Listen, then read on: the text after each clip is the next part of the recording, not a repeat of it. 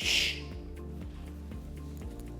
Now I'm going to share with you one of the chocolate secrets that chefs like to keep to themselves. It's a brilliant garnish and it is super easy.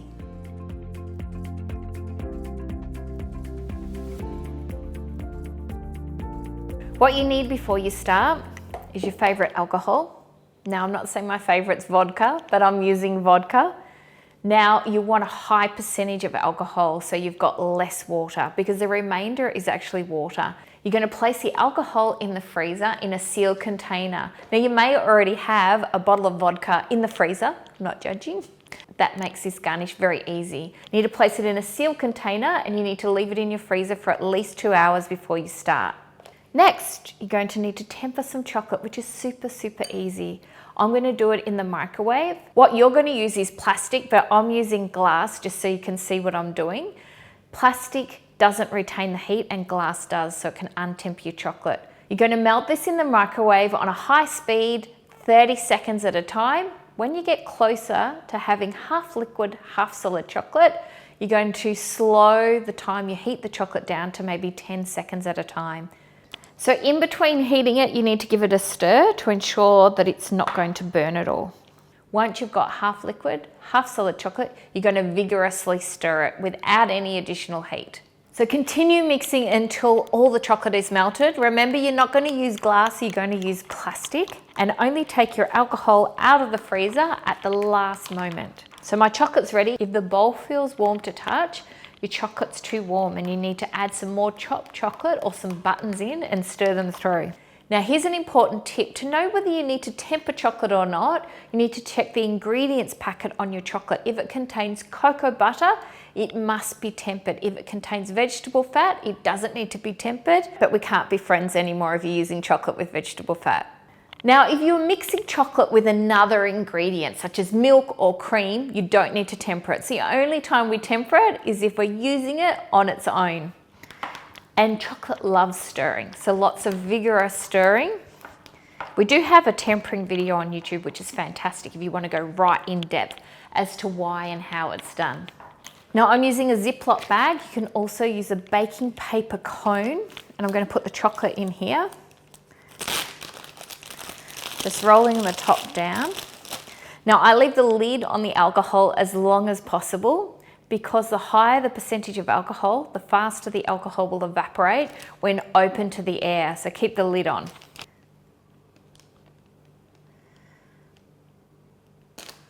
Twist the bag till it's nice and tight here. Now that I've got everything ready, I leave it on the wood because the stone pulls the heat away from the chocolate very quickly and it'll make it set quickly. So I take the lid off. I've got some absorbent paper, which I've got there, ready to pull my chocolate garnishes out when they're ready. If you want this to dry super fast, use ethanol or 100% alcohol, and then all the alcohol completely evaporates. So here I'm going to cut a small amount off the bag. The thickness that you cut it will determine the thickness of the garnish, and it's really up to you. Some squiggly lines. Okay, then we pull these out. Put them on some absorbent paper.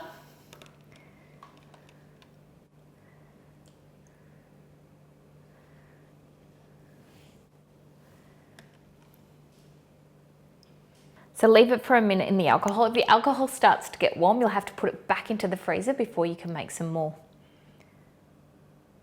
And yes, you can drink the alcohol afterwards. Not if it's 100% though, I don't recommend that.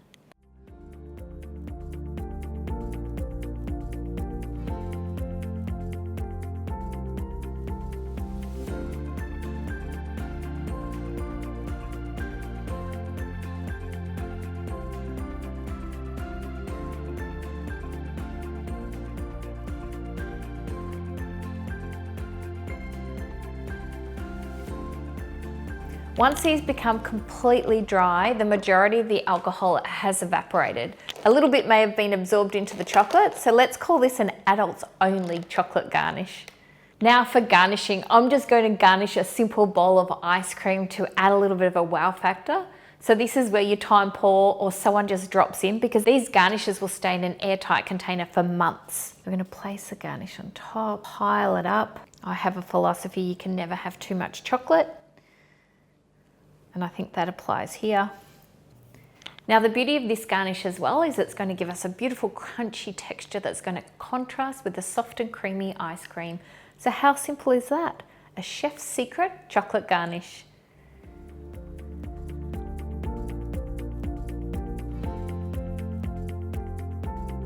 If you enjoyed that episode, you will love my channel. Subscribe today for even more tutorials on chocolate and baking. Best of all, it's free, so get on it.